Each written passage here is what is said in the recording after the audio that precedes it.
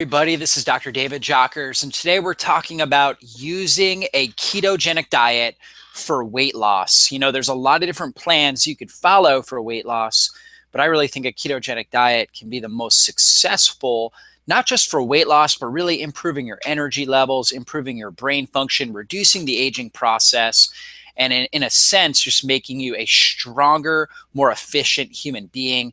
In this presentation, I'm going to go through exactly how to use the ketogenic diet for successful weight loss. And so if you don't know me, my name's Dr. David Jockers. I am a doctor of natural medicine, and I really have a specialty in the ketogenic diet and helping people improve their energy, brain function, and digestive health.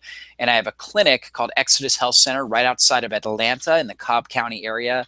This is my beautiful wife, Angel, my little boys, David and Joshua. And so as we jump into this topic, the benefits of a ketogenic diet for weight loss, why would you want to do this? Really, a ketogenic diet is going to help you balance and stabilize your blood sugar. And there is tremendous health benefits when we do that. That helps reduce free radical damage and inflammation in our body. When our blood sugar is all over the place, we're going to have more reactive oxygen species and more inflammation that's going to tear up tissues of our body and major organ systems. It also reduces hunger. A lot of people will go on more of a calorie restricted diet. Let's take something like Weight Watchers, for example, and they'll deal with a lot of hunger and cravings, and it's a lot of willpower that they've got to utilize. Whereas when you get into ketosis, the fat burning element and the ketones actually suppress hunger, they suppress cravings. So it really makes it a lot easier. And you're just training your body to become a lean, mean, fat burning machine.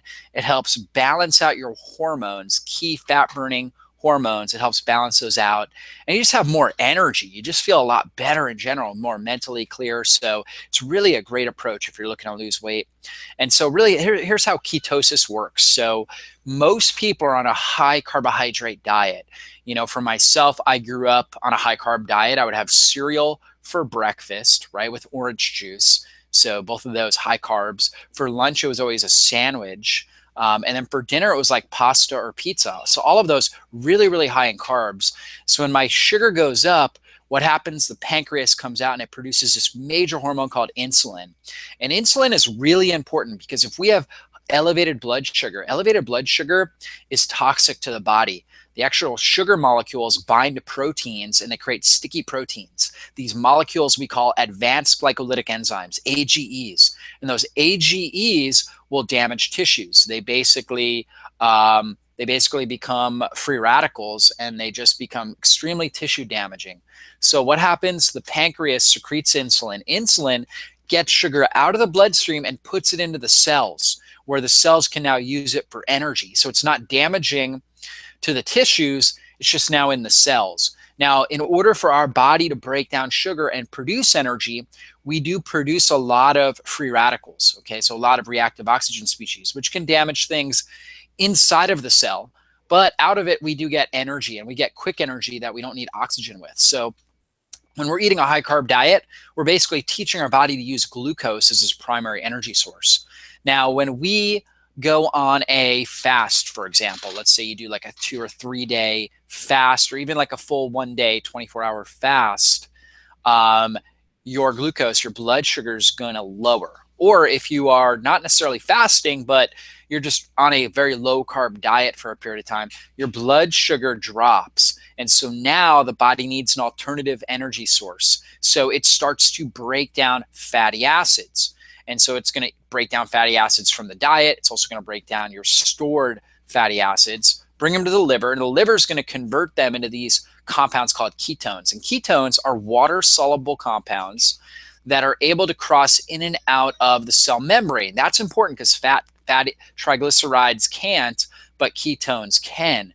So they're much easier for the body to get into the cells, into the mitochondria, and be used for energy. They produce significantly less free radicals and oxidative stress than the glucose, and they produce more energy, significantly more energy. So they're really an awesome fuel source to use these ketones. And when we do that, we teach our body to become a fat burner. So rather than a fat storer, we become a fat burner. And that's really how the ketogenic diet works. And so how do we do this with our nutritional approach? We typically are going to want somewhere between 60 to 80% of our calories coming from fats. It really depends on your activity level. The more active you are, more resistance training and high level activity you're doing, the more you can get away with getting calories from carbs and protein.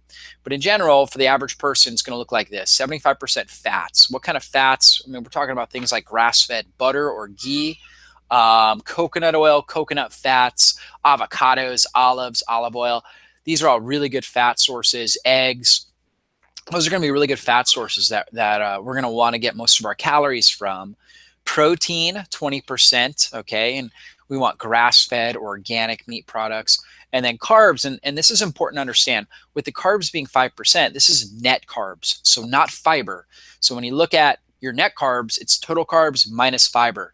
Fiber, we don't digest, it doesn't elevate blood sugar. So if like something has 10 grams of carbohydrates in it, but 5 grams of those are fiber, then it would be 5 grams of net carbs. And so your overall net carbs should be roughly 5 to maybe up to 10% of your total calories on a daily basis. And this is what we call the ketogenic diet. So when you're consuming foods like this, your blood sugar is going to go down, your body is going to start converting and producing ketones and then utilizing those for energy. And so basically, when we're on a low fat diet, like a lot of people are when they're trying to lose weight, they think, well, if I lower my fat levels, then that's going to help me lose weight. Okay. And some people will lose weight on a low fat diet, but ultimately it's not real sustainable and it's not real healthy long term because it throws off our hormones. So what do we, instead of the fat, we're going to eat a lot of either protein or carbohydrates. We're going out, we're buying a lot of low fat products, but they're loaded with sugar and carbohydrate, which is going to throw off our blood sugar balance, our stress hormone balance. Or we're going to do something like a very high protein diet. Okay. And a very high protein diet, basically on a low fat, high protein, low carb, right, type of diet, we're eating tons and tons of protein. It's going to do the same thing. Protein, our body can turn that in the liver, a process called gluconeogenesis, from amino acids into glucose. So again, blood sugar is going to go up, insulin is going to go up, insulin jumps up, it's going to drop the blood sugar, and it's this whole cascade, which is going to cause more inflammation. And ultimately, over time, it's going to lead to weight loss resistance. High carb, obviously, kind of the same mechanism. Now, a low carb, obviously, when we go low carb in general, that is going to be much more anti-inflammatory. Some people, really the best approaches are this, okay? So some people will be on a anti-inflammatory diet, and I would consider an anti-inflammatory diet more of a high fat, high protein, low carbohydrate diet. That's anti-inflammatory. It's good for the body. You will lose weight on that. However, I think the best approach is really this ketogenic diet where we're high fat, moderate protein, low carbohydrate, so not excessive amounts of protein. Again, about 20, maybe up to 30% of our calories from that, and really making up the rest with good fats. And that's going to be the best for healthy hormone function, blood sugar stability. We're going to get the best anti-inflammatory benefits and overall weight loss and make it sustainable. So what does our diet consist of? Well, you see at the bottom of this pyramid, we've got all these healthy fat sources, right? Coconut products, olives should be on there too, olive oil, eggs, avocados, right? Then we've got non-starchy vegetables and herbs and things like lemons and limes, and maybe a very small amount of berries, okay? But not much, like 3 raspberries or something like that, not like, half a cup, okay? We're talking about like less than 5, if you have berries. But lemons and limes are very low carb. You put that in water on your meats and vegetables. So good for your body. Tons of nutrients in there, tons of micronutrients. We want clean protein. So wild caught fish, grass-fed beef, organic poultry, wild game, lamb, bison, duck, things like that. All really, really good. Fiber. So we can get lots of nuts and seeds in, pumpkin seeds, chia seeds, almonds, pecans, things like that for healthy fiber. And those also have good fats in them as well.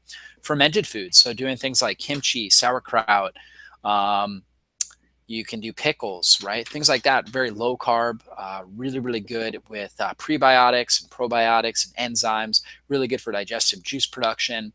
And then natural sweetening agents. So stevia, monk fruit. Those are my favorite, but you can also do some sugar alcohols. If your body tolerates them and doesn't, you don't feel more inflamed or yet you don't have digestive issues when you do things like erythritol or xylitol, you can use those as well. As far as other sweeteners, in a ketogenic diet, you really want to avoid honey, maple syrup, things like that. So those might be okay on occasion, like if you're going to cycle out of ketosis, but in general, on your low carb days, you want to stay off of those types of things, as well as most fruits in general. Okay, because it's just too much carbohydrate will throw you out of ketosis. But you can have awesome recipes like we have on drjockers.com, our coconut milk ice cream that you can see here on the left, and our chocolate coconut cream cups here on the right. Awesome recipes that you can be consuming. They taste amazing, so you can get really good, healthy, fat-burning dessert recipes, all kinds of good stuff. So, take advantage of that on our website. And so, really, I mean, when we look at like what's a low carb, I'm sorry, a high carb type of diet going to do to us? Well, when we eat sugar, or really almost anything that turns into sugar, it's going to have addictive properties. So when blood sugar goes up, we release a lot of different pleasurable neurotransmitters like dopamine and adrenaline. And that's a really good feel-good sensation to our body.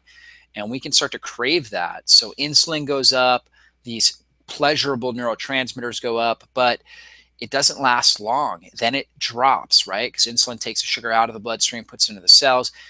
Blood sugar starts to drop, neurotransmitters drop, and now all of a sudden we're craving another sugar high. Okay, and then we've got hunger and cravings, and we're repeating the cycle. And we kind of get into this vicious cycle of consuming sugar and carbohydrate-rich foods and having this blood sugar imbalance and cravings. And so we want to break that cycle, because ultimately this is what happens with it. Typically when we eat a meal, even a low carb meal in general, you're going to have some level of increase in your blood sugar and some level of increase in insulin. The key is to make that as minimal as possible. So when that happens, it's normal and healthy, right? But it should come back to a baseline, stable, homeostatic point that your body can really thrive at.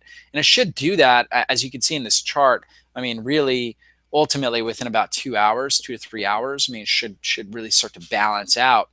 And so typically what happens though, when we're consuming high carbohydrate meals, is we're going to have a massive influx of sugar, big gigantic spike of insulin.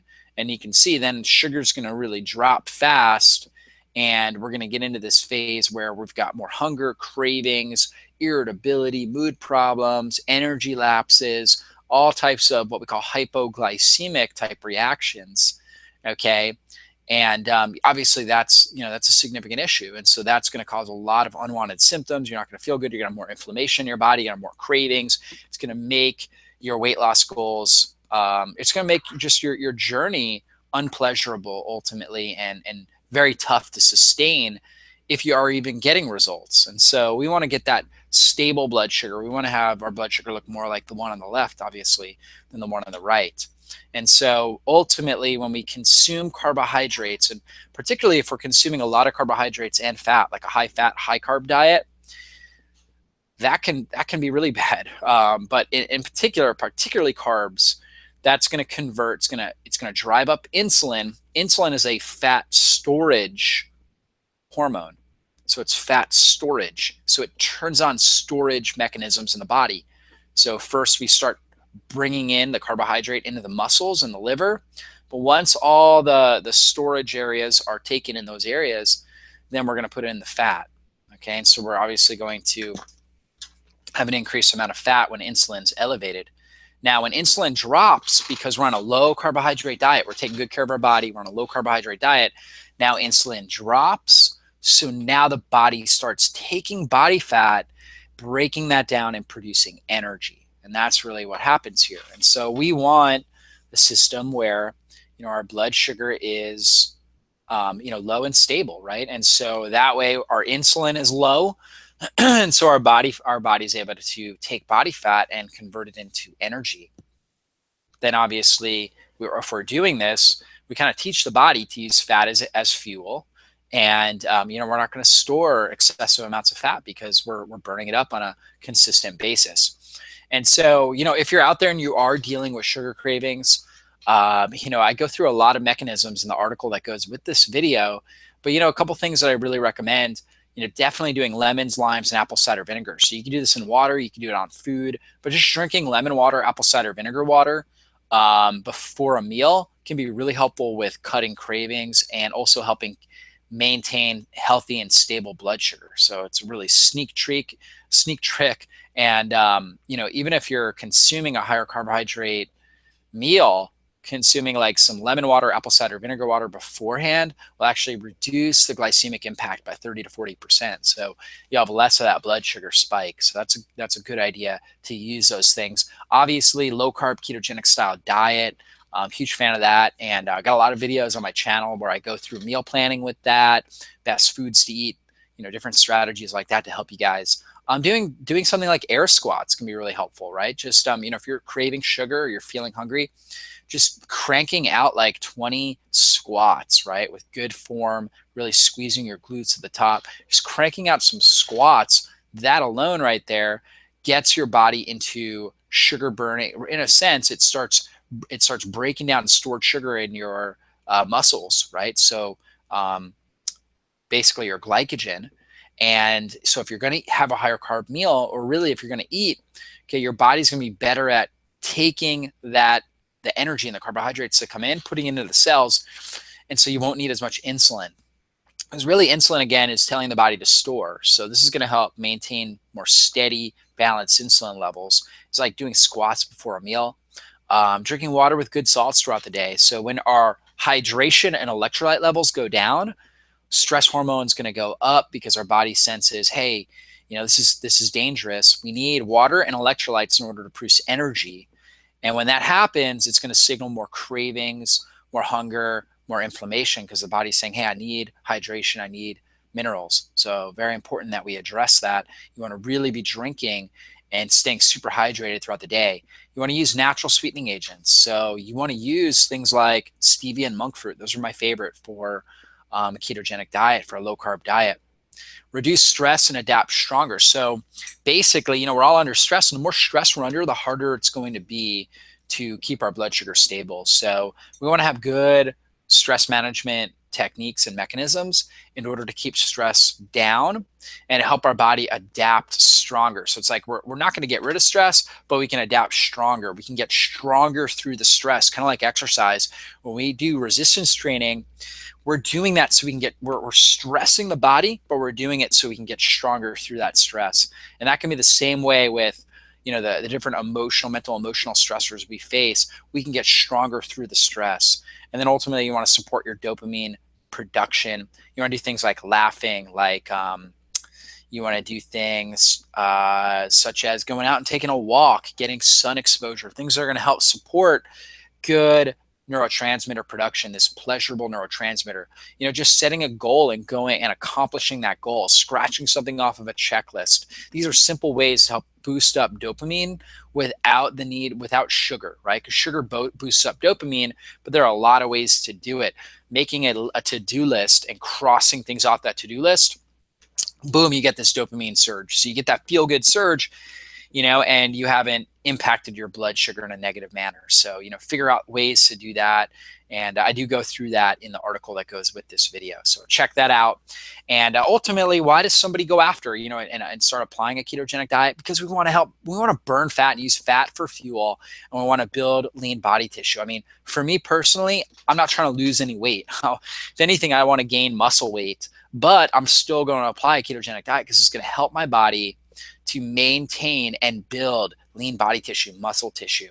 It helps me stay extremely mentally focused, be able to concentrate well, helps me balance and stabilize my blood sugar, reduce inflammation and pain in my body, and overall give me better anti-aging characteristics and reducing the risk of chronic disease. So, I highly recommend taking a closer look at the ketogenic diet and utilizing it for your own health. And, if you've been doing a ketogenic diet, you're interested in it, definitely put a comment in the comments box below of this video. I'd love to hear from you.